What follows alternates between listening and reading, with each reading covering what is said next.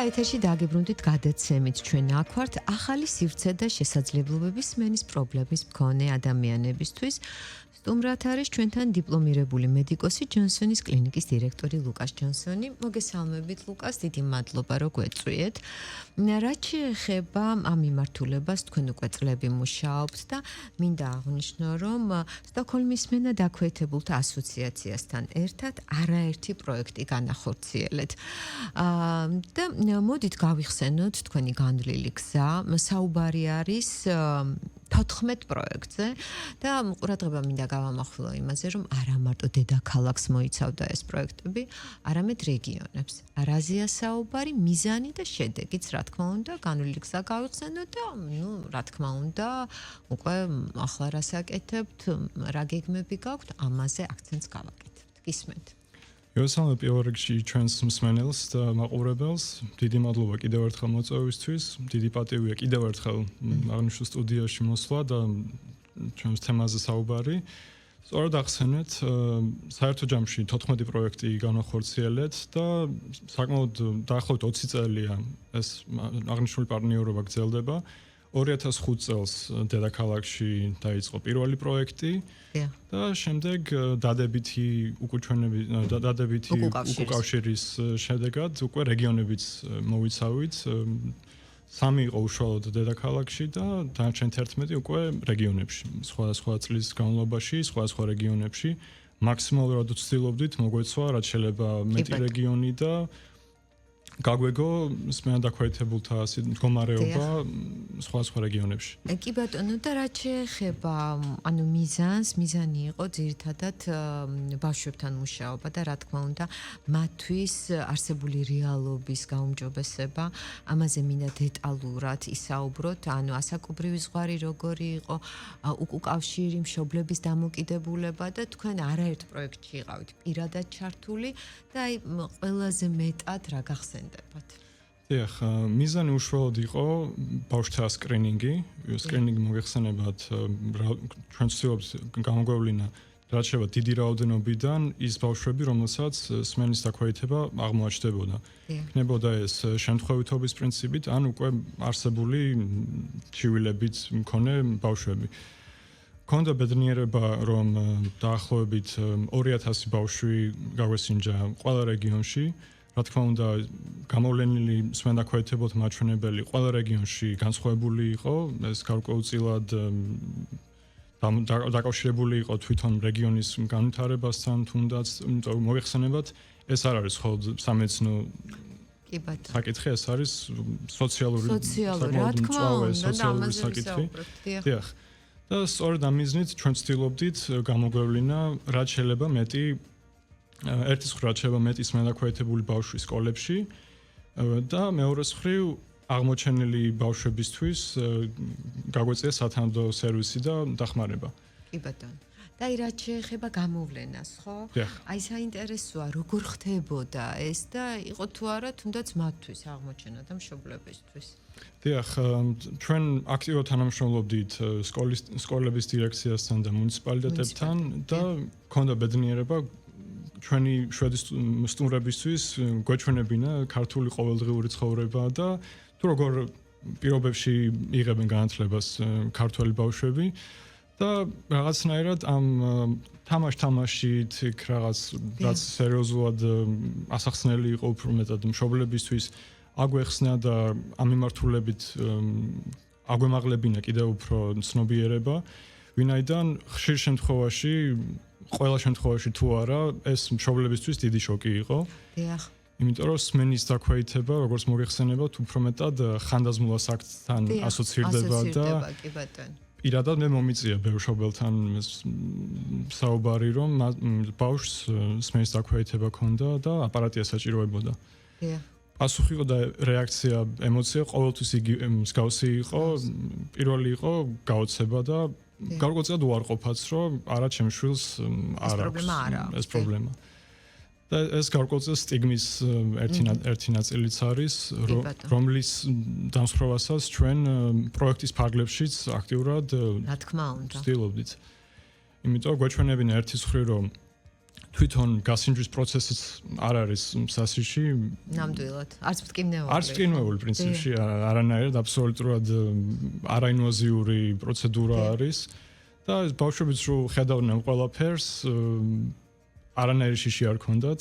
ანუ შესაფერისი გარემოც იყო შექმნილი, რა თქმა უნდა. რა თქმა უნდა, ამას დრო დაჭირდა, იმიტომ თავდაპირველად შორიდან გვიყურებდნენ მშობლებიც, ბავშვებიც, თუმცა როცა ნახეს, რომ მათი თანაკლასელები გაბედულად შედიოდნენ სტუმართან და სტუმრებიც თბილად ხვდებოდნენ და უხსნიან ყველაფერს და არ იყო იქ ჩხუბი ან რაღაც კონფლიქტები, თვითონაც ეს ნაბიჯ ამაყად შემიძლია ვთქვათ, რომ ამ პროექტების ფარგლებში გარკვეულწილად ამოძრავდა ეს საკითხი საზოგადოებაში. დაიძრა. კი ბატონო, და აი საკითხი დაიძრაო თქვენ აღნიშნეთ და როდესაც დედაქალაქზე ვსაუბრობთ, თუნდაც სტატისტიკა არის ისეთი, რომ გაცილებით შედარებით უკეთესი მდგომარეობაა. და აი რაც შეეხება რეგიონებს, როდესაც მსგავსი პროექტები ხორციელდება, რა თქმა უნდა, ეს არის სტიგმის დამსხვრევის და ცნობიერების ამაღლების ხელშეწყობი ფაქტორი. აი ამ მიმართულებითაც მინდა რომ ისაუბროთ, იმიტომ რომ თავარი ამოსავალი წერტილი მაინც არის სტიგმა და შემდეგ უკვე ცნობიერების ამაღლება და თავად ოჯახების ჩართულობა ამ პროცესში, ხო?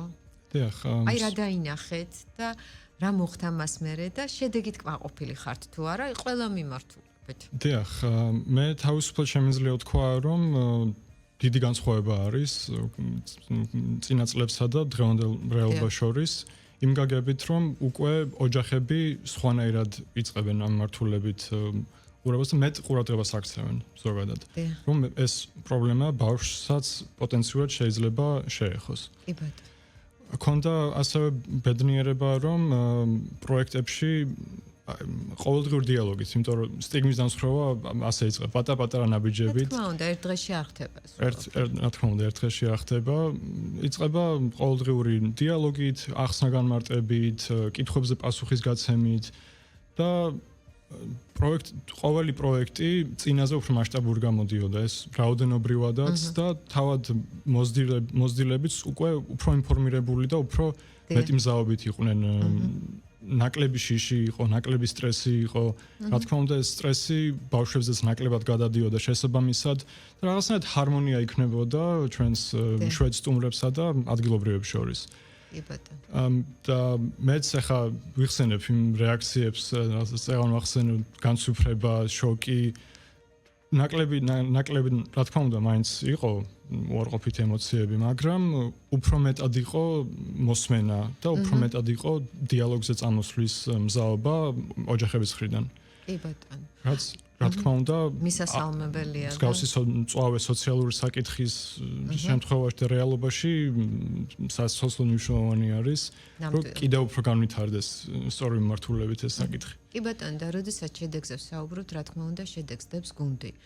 ძალიან მნიშვნელოვანი იყო თქვენი აქტივობები, პირადად თქვენი და იმ გუნდის, ანუ ქართულ მხარეს გულისხმობ, ასევე სტოკჰოლმის მენადაქვეითებულთა ასოციაციის მუნიციპალიტეტების ჩართულობა, თქვენ სკოლები აღნიშნეთ, დირექციის, პედაგოგების და მაინც მაინტერესებს, რამდენად აქტიურები იყვნენ და სახელმწიფოს მხარდაჭერა რამდენად დიდი იყო ამ პროექტების განხორციელებისას. დიახ, სახელმწიფოს და უშუალოდ მუნიციპალიტეტების მხარდაჭერა ძალიან დიდი იყო და სასიამოვნო სანახავი იყო, რომ ორი ქვეყანა საერთო მიზნით გაერთიანებული ჰარმონიაში და აბსოლუტურად პრობლემის გარეშე მუშაობდით და მით უმეტეს როდესაც ბავშვებზეა მით უმეტეს როცა ბავშვებზე არის საქმე, დიახ და ფაქტობრივად ყველა პროექტში მოლოდინს გადააჭარბა კარგი გაგებით, რაოდენობრივადაც გასინჯული ბავშვების და ზოგადად უკავშირიც, რაც მივიღეთ როგორც მუნიციპალიტეტებისგან, ისე დირექციისგან, ოჯახებისგან და ფაქტობრივად ჩვენს თვალწინ გადაიშალა ეს ფაქტი, რომ ეს არის საკითხი, რომელშიც ჩართული უნდა ვიყოთ ყველა რგოლი. ან 14000-ზე მეტ ბავშვმა მიიღო 14 საერთო ჯამში, 14000 ჯამში სკრინინგის პროცესში მონაწილეობა. ხო, ეს არ არის პატარა ციფრი ნამდვილად. ეს პატარა ციფრი არ არის და რა თქმა უნდა დირექციასგან მახსენდება საკმაოდ აქტიური ჩართულობა, კითხვას გვისვამნენ, უსვამდნენ ჩვენ სტუმრებს, მათი გამოცდილების გაზიარება იყო საკვანძო. რა თქმა უნდა. როგორ ხდებოდა აღნიშნული საკითხების კურირება მათ ქვეყანაში და აი ეს გამოცდილება რაღაცნაირად პრომეტად სოციალური იყო ვიდრე სამედიცინო. კი ბატონო, ძალიან მნიშვნელოვანია ეს მიმართულება, რა თქმა უნდა, და აი გამოცდილებაზე რო ვსაუბრობთ, საერთაშორისო გამოცდილება, რა თქმა უნდა, ძალიან კარგია. ჩვენ ბევრ რამებს ვსწავლობთ, მაგრამ მაინტერესებს თავად აი შვედური მხარე, როგორ იყო რა თქმა უნდა საუკეთესო განწყობით, მაგრამ რაც შეეხება აი გამოცდილების გაზიარების მომენტში, ჩვენგან თუ წაიღეს რამე? კი, ძალიან საინტერესო მომენტი იყო, ბევრი მახსენდება, არაერთი, აი ყოველდღიურ პატარა დეტალებში გამოიხატებოდა, მიუხედავად იმისა, რომ ენობრივი ბარიერი იყო, კულტურული განსხვავებები არის, 2005 წლიდან ძალიან დადებითად არიან ქართველი ხალხის საქართველოს მიმართ განწყობილი, აქტიურად ჩამოდიოდნენ და დაუღალავად ცდილობდნენ დახმარება როგორც ბავშვებს, ისე მოზრდილებს. და ჩვენგან რა წაიღეს, ყოველთვის ხას უსვამენ ადამიანურ ურთიერთობას. მადლიერების გამოხატვა, ეს პატივისცემა, მათ ქვეყანაში მაინც სხვანაირად არის და ეს ძალიან სიამოვნებდათ. ხას უსვამ მიუხედავად ენობრივი ბარიერის ერთმანეთის რო ესმოდათ და ფუნდამენტურად ადამიანურ დონეზე რო ცდილობდნენ ერთმანეთის სნაირად დახმარებას. კი, ძალიან ამაღელებელი მომენტი იყო ჩემთვისაც პირადად და პრინციპში სამაგალითოს და საიმედოც რომ კიდევ არსებობს ესეთი ურთიერთობები და კიდევ არის თუნდაც ჩვენს ქვეყანაში ესე აქტიურად სურვილი რომ გამოიხატოს მადლიერება, გამოიხატოს დადებითი ემოციები და ზოგადად ემოციების ნაკლებობაა უკვე. კი. და უბრალოდ გამოხატვის მით უმეტეს, როდესაც დადებითი ემოციებზე ვსაუბრობთ და მადლიერების გრძნობაზე. სწორედ იგივე სამომავლო შვედებით. და აქედან მიდიოდნენ სულ დიდი ემოციები და არ უნდა დაწესო ფაქტიურად, მაგრამ სამწუხაროდ 2-3 კვირა გრძელდებოდა.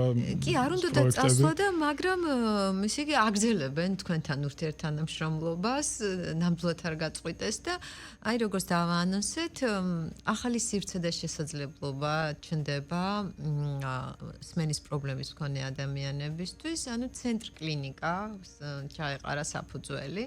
და ნამდვილად გილოცავთ და არა მარტო თქვენ იმ ადამიანებს, ვინც დაინტერესდებიან ამით და დარწმუნებული ვარ, რომ მაღალი დონის მომსახურებას მიიღებენ. დიახ, ჩვენი მიზანიც სწორედ ეს იყო, რომ ის ემოცია და ის გამოცდილება, რაც პროექტებში მივიღეთ, გარკვეულწილად ყოველდღიურობაში გადმოგვეთარგმნა და სრულფასოვანი სერვისი მიიღოთ ქართულ მოსახლეობას, მათ შორის რეგიონებსაც არ ვართ ჩვენ მარტო დედაქალაქზე ორიენტირებული. და სწორედ ის წყვეტა, რაც პროექტსა და პროექტ შორის იყო, რაღაცნაირად გვეცადა, რომ მაქსიმალურად აღმოგვეფხვრა, რა თქმა უნდა. თორე ჩვენს გული გწყდებოდა რაღაცნაირად პროექტები მთავრდებოდა, თითქოს პროექტი მთავრდებოდა. და ეს რაღაც გაგრძელება ყოველთვის რაღაც ხინჯად ქონდა, რომ ანუ კარგის დასრულება უფრო სწორედ. კი, ზუსტად. ხო, რაღაცა არ გიხარი, იმიტომ რომ გინდა რომ გაგრძელდეს ეს კარგი და სიკეთე, ხო? არც შვედებს, არც ქართველებს, არც თავად პაციენტებს მსმენა დაქვეითება, ვისაც აღმოაჩნდა. ანუ უბრალოდ ვისაც კითხვა ქონდა მის ჯანმრთელობის შესახებ, ყველა რაღაცნაირად დიდი იმედით ელოდებოდა ყოველთვის პროექტებს და გვინდა რომ ეს იმედი გარკვეულწილად. კი ბატონო, თქვენ ისე მზად ხართ, რომ ყველა ამ კითხვას პასუხი გასცეს და აი ახალი დღემდე აქტიურად თანამშრომლობთ. უკვე არსებობს ამისთვის. სტოკჰოლმის სმენდაქვეითებულთა ასოციაციასთან და მათ გამოცდილებას, კონსულტაციას აქტიურად ვიზიარებთ ქართულ რეალობაში მორგებელს. კი ბატონო, და აი ლუკას, თქვენ არაერთ გზის მიგიღიათ მონაწილეობა, ნუ აი გაცვლით პროექტებშიც, ანუ თქვენ ხშირად გიწევთ სტოკჰოლმში ყოფნა. როგორც ვიცი, სულ ცოტა ხნის წინ იყავით, იქიდან გამომდინარე, რომ კვალიფიკაციაც გინდა აიმაღლოთ. და აი რა არის დაუშვათ ყველაზე დიდი სიახლე, რასაც ფიქრობთ, რომ რაც მნიშვნელოვანია და რის დანერგვაც აგინდათ? ამ მიმართულებით თუ გიფიქრიათ? დიახ, ამ მიმართულებით რა თქმა უნდა ყოველდღე ვფიქრობთ, ჩვენ უფრო მეტად გვინდა აი ეს ემოცია რაც ქონდა პროექტებში და ის ცოდნა გამოცდილება მაქსიმალურად გაუზიაროთ და ხმა მიუწვით რაც შეიძლება მეტ ოჯახს. კი ბატონო. ხას უსვამ ისე ბავშვების მიმართულებით ცნობიერების ამაღლებას საკვანძო არის, იმიტომ ცალსახად ცხოვრების ხარისხთან არის პირდაპირ კავშირში სმენადობა და სმენის ხარისხი მათ შორის. განსაკუთრებით ბავშვების ასაკში მეტყველებასთან პირდაპირ კავშირში არის და შესაბამისად ძალიან კარგი არის და გვინდა რაღაცა შუამავლები ვიყოთ ხმის მიჯდანაში შვედებსა და ქართველებს შორის. დიახ და დედაქალაქში ეს ყველაფერი ხორციელდება, ანუ აქცენტს ვაკეთებ იმაზე, რომ თქვენ განაგრძობთ მუშაობას ამ მიმართულებით და აი რეგიონებზე რას ფიქრობთ?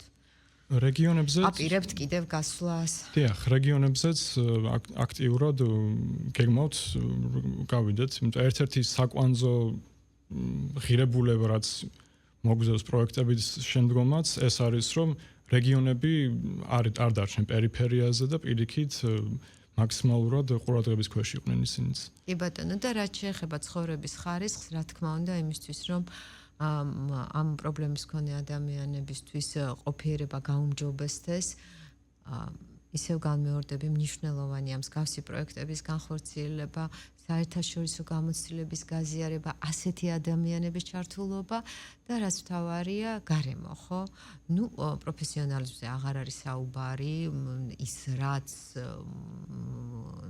თუნდაც დედლაინით არის გაწერილი, რა თქმა უნდა, ეს ყველაფერი უნდა შესრულდეს, მაგრამ თავი და თავი არის მაინც ინფორმაციის სწორედ მიწოდება, შესაბამისი გარემოს შექმნა და უკავშირიც იქნება ისეთი, როგორც თუნდაც წარსულში იყო, ხო, ამ პროექტების განხორციელების დროს. ახლაც ჩასული რომ ვიყავი, ყოველთვის ვიხსენებთ განულ პროექტებს და ეს ემოცია დღემდე აქტიური და ცოცხალი არის შვედ სტუმრებთან. იგივე გუნდი, ვინც პროექტებში მონაწილეობდა, იგივე გუნდთან თანამშრომლობთ. და სწორად აღნიშნეთ, მაქსიმალურად გვინდა, რომ საკითხი, რომელზეც მეტწილად ნეგატიური შეხედულება არის, რაღაცა სტიგმატიზირებული არის, მაქსიმალურად დადებითისკენ შევცვალოთ. დიახ და ჯონსონის ცენტრ კლინიკაშიც ეს გარემო, რა თქმა უნდა, არის უკვე და ასე ვთქვათ, სტარტი ახალი აღებული გაქვთ. მე გისურვებთ წარმატებებს, რამეს ხომ არ დაამატებდით? არ მინდა რამე გამორჩეს. ზოგადად შევაჯამებდი. კი ბატონო, შევაჯამოთ. ჩემს პირად გამოცდილებას და ჩვენს გამოცდილებას. ძალიან მიხარია, რომ ეს საკითხი, როგორც ვახსენეთ, აქტუალური არის და საუბრობთ ამის შესახებ, და პირველი საფეხური ეს არის. რა თქმა უნდა. რომ დავიწყოთ საუბარი. კი ბატონო. და გარკვეულწილად ყველაზე რთულიც ალბათ, რომ რაღაცნაირად შედგეს ეს დიალოგი. მიხარია, რომ 2005 წლიდან ეს უფრო და უფრო უმჯობესდება. დიახ. და რა თქმა უნდა, მე პირადად იმედს მაძლევს, რომ ეს კიდევ უფრო და უფრო გაუმჯობესდება და ეს იქნება საკითხი, რომელზეც ყოველდღიურობაშიც ილაპარაკებენ და არ იქნება დასამალი, არ იქნება საუხერხულო, სასიცხვილო და მაქსიმალურად ეს რაღაცა ბორკილები, რომ სოციალური ბორკილები, ასე ვთქვათ, რომ მოხსნათ ამ საკითხს და ყველა მიიღოს ის ცხოვრების ხარისხი, რომელიც დიაღწული უნდა შევიტანოთ ამ საქმეში, რა თქმა უნდა. რა თქმა უნდა. ანუ პატარებს მივაწვდინოთ ეს ხმა. მოვეფეროთ ჩვენს პატარებს, მოვიკითხავთ ყველას, დიდი მადლობა.